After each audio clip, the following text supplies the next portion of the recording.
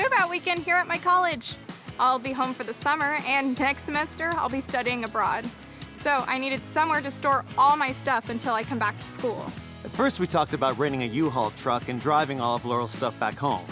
But we don't really have room in our garage, and then in 9 months, when she's done studying abroad, I just have to rent a truck, load it all up, and drive it back again. So when Laura found out about U-Box, well, it just made a lot of sense.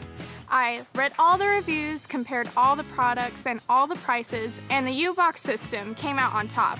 It's super convenient because I can park it in any regular parking spot here on campus, so it's super easy to take stuff to and from my dorm. The little license plate makes a big difference. It allows you to park in any legal parking spot, even in the city center. Pods can't do that. I have friends in New York, Chicago, San Francisco. They all live in apartments, and the only way they can have a storage container on the street is on a trailer. So they all use the U-Box system to store or move their stuff. It was super easy to get the container here too. My dad stopped by our neighborhood U-Haul store, attached the U-Box trailer to his car, and he was back here in no time. Even I could have done it.